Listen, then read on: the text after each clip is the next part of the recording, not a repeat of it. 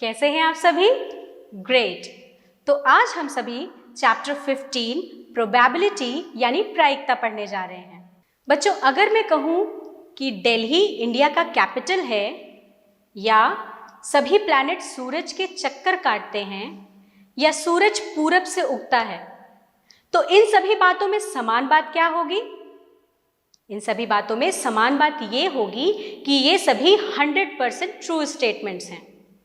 लेकिन अगर मैं इसे थोड़ा उल्टा कहूं कि सिक्किम भारत का कैपिटल है या सूरज सभी प्लैनेट्स के चक्कर काटता है या फिर सूरज पश्चिम से उगता है, तो इन सभी बातों में समान क्या होगा?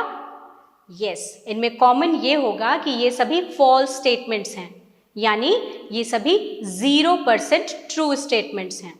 तो बच्चों, यहाँ हम सभी ने किसी घटना के निश्चित रूप से होने या ना होने के बारे में समझा, पर रोजमर्रा के जीवन में कुछ ऐसी घटनाएं भी होती हैं जिनके लिए हम 100% श्योर नहीं हो सकते हैं।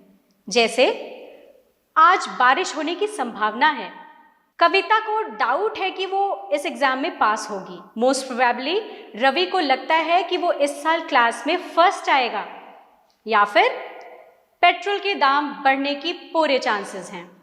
बच्चों, इन सभी बातों में हमें घटना की अनसर्टेनिटी पता चल रही है, मतलब कि अनिश्चितता के बारे में पता चल रहा है, और इन्हीं अनिश्चितताओं को समझने के लिए हम प्रायिकता पढ़ते हैं, जहां हम इन्हें नंबर्स दे देते हैं और ये नंबर्स टिपिकली 1 और 0 के बीच में होते हैं। अगर वो 1 है तो वो एक श्योर इवेंट है, और अगर वो 0 है तो वो एक इम्पॉसिबल इवेंट है।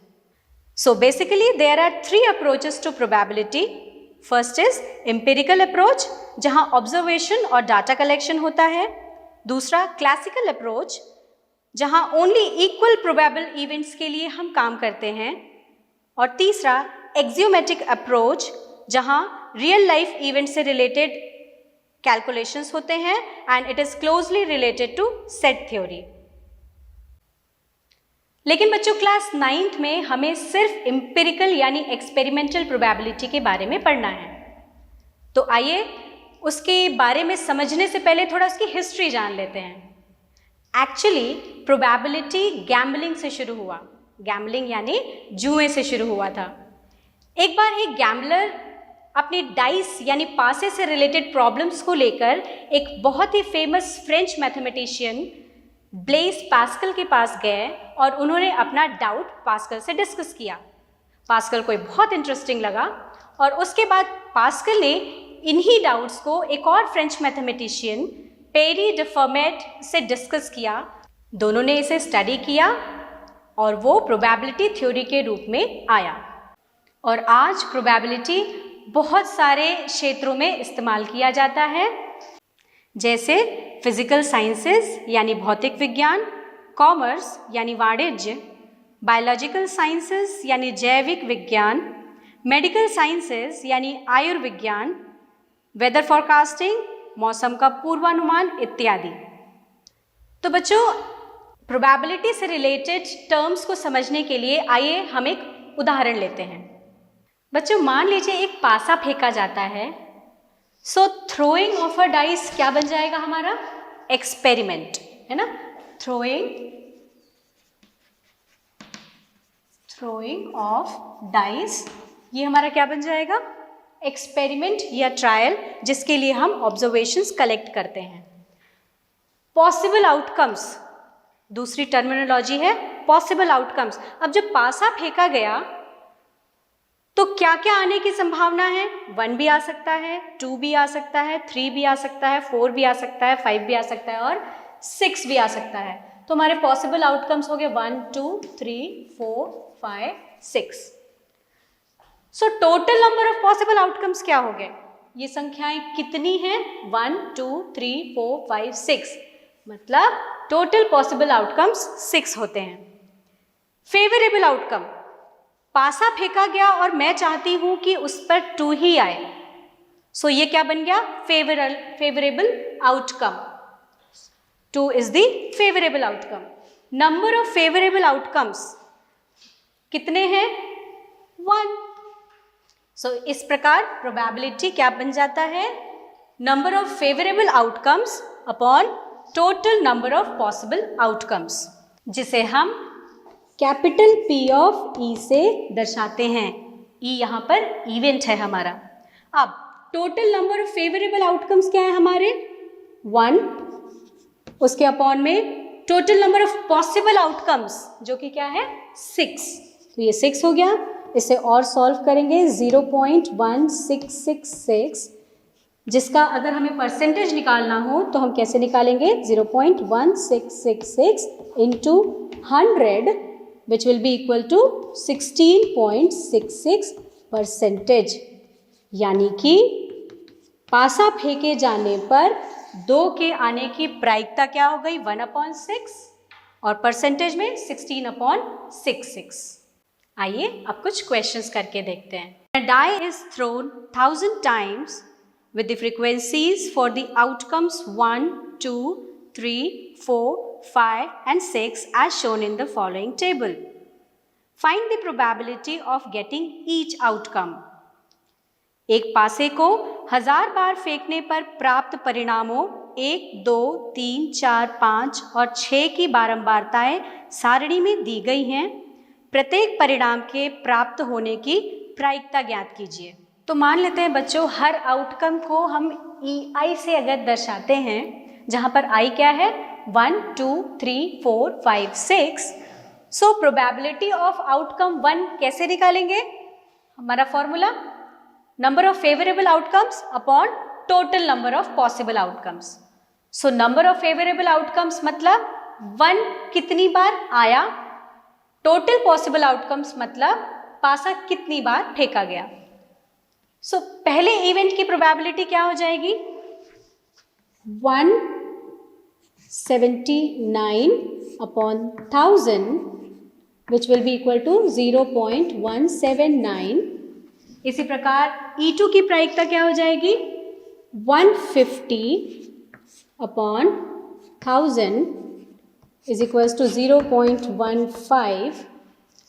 सिमिलरली E3 की प्रायिकता 157 upon 1000 is equals to 0.157। Similarly E4 149 upon 1000 is equals to 0.149। Similarly, E5 175 upon 1000 is equals to 0.175 और last 190 upon 1000 which is equals to 0.19। देखा आपने कितना सरल था ये। बच्चों ध्यान दें तो हर इवेंट की प्रायिकता को अगर हम जोड़ते हैं तो वो क्या मिलेगा हमें 1। आइए अब एक और क्वेश्चन करते हैं। 1500 families with 2 children were selected randomly and the following data were recorded. Compute the probability of a family chosen at random having 2 girls, 1 girl, no girl. Also check whether the sum of these probabilities is 1. 2 बच्चों वाले 1500 परिवारों का यादृच्छिक चयन किया गया है और निम्नलिखित आंकड़े लिख लिए गए हैं। यादृच्छिक चुने गए उस परिवार की प्रायिकता ज्ञात कीजिए जिसमें 2 लड़कियां हो, 1 लड़की हो, कोई लड़की ना हो। साथ ही यह भी जांच कीजिए कि इन प्रायिकताओं का योगफल 1 है या नहीं। बच्चों, वो फैमिली जिसमें 2 गर्ल्स हैं उसकी प्रायिकता निकालेंगे तो हम क्या करेंगे, न्यूमरेटर में नंबर ऑफ फैमिलीज जिनके पास 2 गर्ल्स हैं वो लिखेंगे और upon total number of families. तो ऐसी कितनी फैमिलीज हैं जिनके पास 2 लड़कियां हैं? वो हैं 475 और टोटल फैमिलीज कितनी 1500, यानी कि इसको सॉल्व करने पे आ जाएगा 19/60। इसी प्रकार उस परिवार की प्रायिकता जिसमें केवल 1 लड़की हो तो न्यूमरेटर में क्या हो जाएगा 814 ऐसे परिवार जिनमें 1 लड़की हो और टोटल कितने परिवार 1500। तो इसे सॉल्व करने पे क्या आ जाएगा 407 अपॉन 750।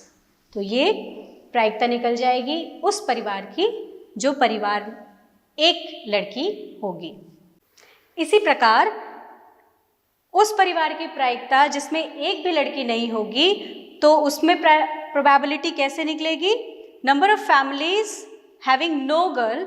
सो ऐसे कितने परिवार हैं जिसमें एक भी लड़की नहीं है? 211। और टोटल परिवार कितने हैं? 1500। तो ये हो गई प्रायिकता of a family having no girl.